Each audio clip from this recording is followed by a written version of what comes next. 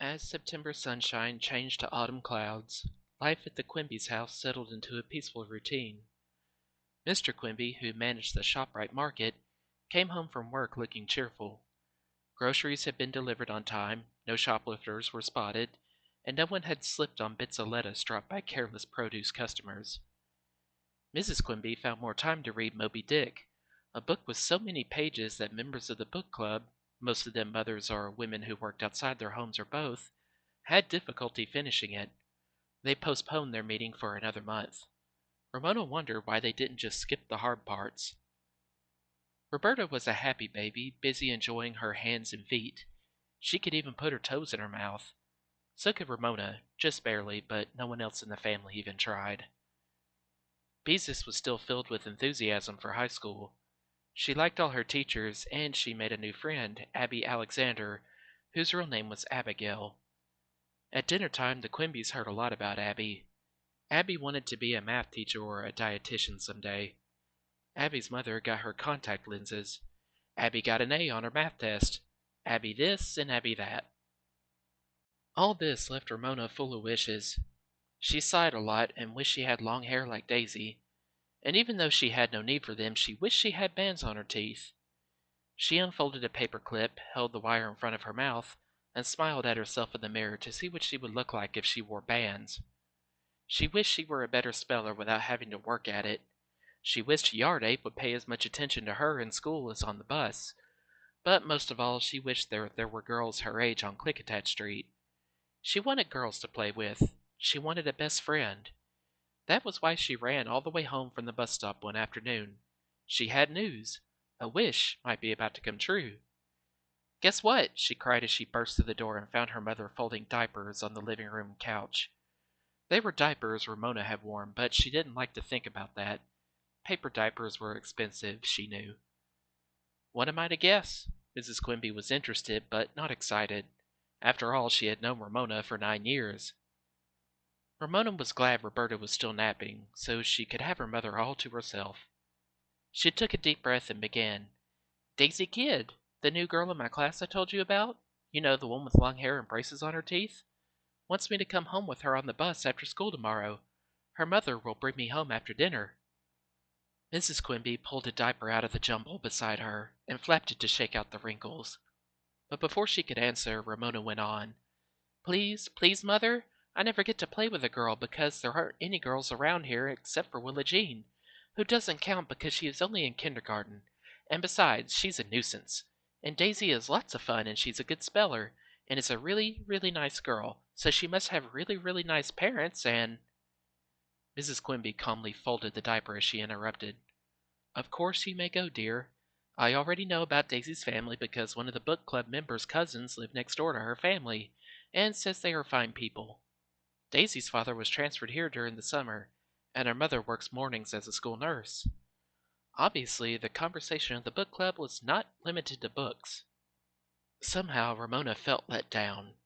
She had expected to argue, to have to persuade her mother of the niceness of Daisy and the importance of their playing together. "You could have asked Daisy to come here," Mrs. Quimby asked. "Oh, I didn't think about it," admitted Ramona. "I guess because we ride different buses." Mrs. Quimby laid down the diaper she was folding to look thoughtfully at Ramona before she said, "Don't you think you should play with Susan once in a while?" Ramona picked at the one callus that had not peeled off since school started before she said, "Do I have to? I see her at Sunday school." Mrs. Quimby said, "You could ask her to come here, or you could go to Susan's house. Her mother was just saying the other day that you girls should get together more often." Ramona made a face. She wished grown-ups would stay out of their children's affairs. Mrs. Quimby was curious. "Don't you like Susan?" she asked. "Well, not really," confessed Ramona. "She's the kind of girl who gets mad, really mad, when boys call her Snoozin' Susan. When boys call you a name, you are just supposed to get a little bit mad and not go telling the teacher." Ramona found her reason for disliking Susan difficult to explain. "And I don't like to go to her house because, well, it's too clean, I guess." Mrs. Quimby looked surprised. "You can't say that about our house?" Ramona was loyal to her house. "Our house isn't dirty," she said. There are magazines and things on the coffee table, but everything isn't all nicey nice and just so. And you don't hang around talking when someone comes over. You mind your own business. Thank you, dear. Mrs. Quimby's mouth was serious, but her eyes were smiling. I'm glad to know. That evening could not pass fast enough for Ramona. The next afternoon she was filled with excitement as she climbed with Daisy onto the bus. After showing her permission note to the driver, the girls found seats together. Ramona felt as if she were about to have an adventure.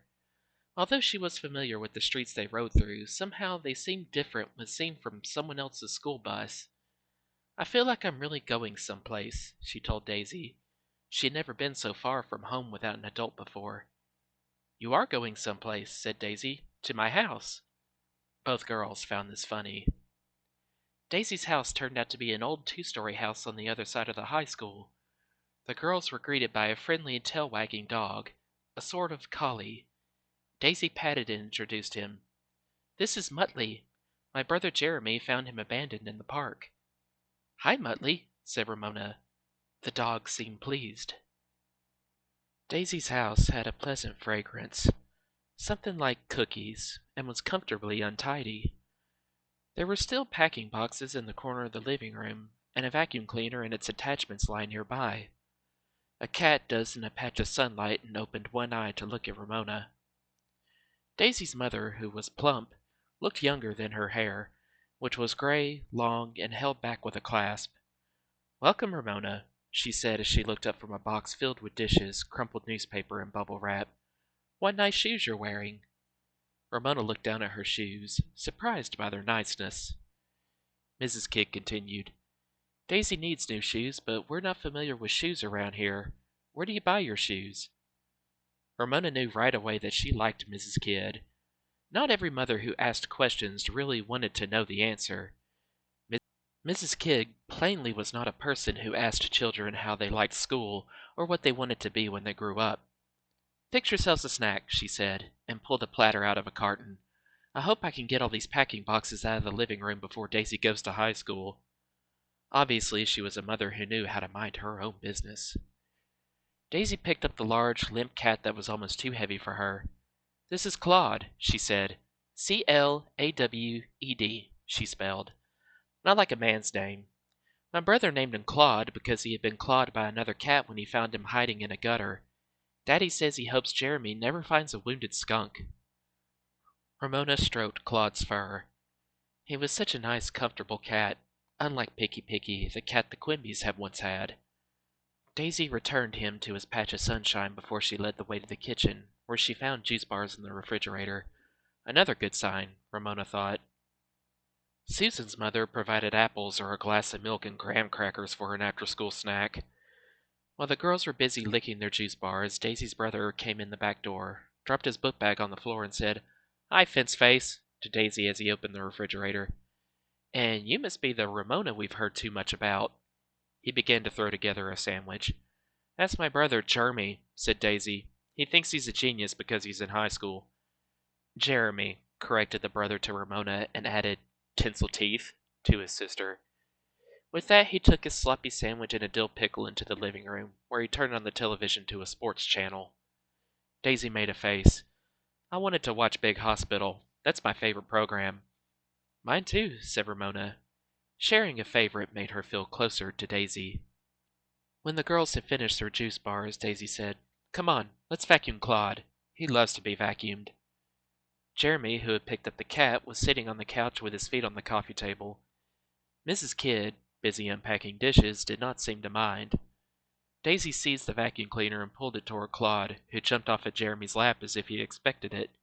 Here, you do it, Daisy said, and thrust the vacuum cleaner hose at Ramona as she turned on the vacuum cleaner. He likes the upholstery attachments. I guess you could say he is upholstered in fur. Claude did not run as Ramona expected, but stood bracing himself with his chin raised as if he was enjoying the feel of the attachment Ramona was running down his back. Some cat, said Ramona. Here, let me have a turn, said Daisy, taking the vacuum cleaner from Ramona. Claude rolled over onto his back to allow her to vacuum his soft underneath fur. Ramona was amazed. Picky Picky would never have stood for such a thing. She said so. Claude is a smart cat, Daisy explained. "He knows he won't have to scratch fleas if we run the vacuum cleaner over him." When she finished, Claude went back to his patch of sunshine. The girls entertained themselves by popping bubbles in the bubble wrap while Mrs. Kidd carried cartons to the basement. Muttley went to the door and whimpered. Jeremy picked up a leash by the front door and took his dog outside. "Quick!" directed Daisy, "before he gets back." She seized the remote control and switched the television from the sports channel to Big Hospital. "Pretend we've been watching it all along."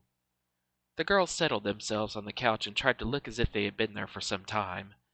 When Jeremy returned, Daisy looked up from the screen and, pretending to be surprised to see her brother, said, "Oh, hi, Jeremy." "Okay, Fence-Face, you win," said Jeremy, and went thumping up the stairs to his room. Mudley flattened himself, his nose on his paws, in front of the television set. When Daisy was sure the coast was clear and the girls had suppressed their giggles, she went to the refrigerator for a second helping of juice bars. Ramona and Daisy contentedly licked their juice bars as they watched handsome doctor and blonde nurse and a number of other people in green pajamas save the life of a little boy who had been hit by a car while playing in the street. His weeping mother, holding the ball he had been chasing, watched through a window on the swinging door. Ramona's thoughts strayed from the hospital to Daisy, her house, and her family. Everything seemed so calm and so comfortable. Even Claude and Muttley liked each other. Ramona wished she had a big brother who teased her a little bit. On the television, not quite so handsome doctor, who was secretly married to blonde nurse, joined the mother to watch through the window and the swinging door, but Ramona was thinking about Daisy. Ramona had never had a girl best friend, only Howie, and now that they were in the 4th grade, they did not play together as often as they used to. Howie was always banging around with a hammer, building things. Ramona used to enjoy this too, but lately, as her mother said, she was at loose ends. She was tired of pounding nails with Howie. She wasn't bored exactly, she could always find something to do, but lately something was missing from her life. She wished she were old enough to babysit like Beezus, who was busy every weekend. Now she knew what had been missing. A best friend. A girl best friend. Big Hospital and Ramona's thoughts were interrupted by a commercial for pills to cure aches and pains, followed by another for a spray to relieve stuffy noses. Neither girl was interested. "Let's be best friends." Daisy spoke suddenly, as if she had just thought of it. "That's what I was thinking." Ramona, who did not usually feel shy, reached out to pet Muttley with her foot. "I've been sort of lonesome, I guess you'd call it, starting a new school," confided Daisy. "And I've always wanted a best friend," Ramona admitted. "My neighborhood is mostly boys. They're okay, but, well, you know." "I know," agreed Daisy. "Boys can be pretty awful, like Danny on the playground." Ramona was silent. Yard Ape never did anything bad. He was just smart and lively and liked to tease.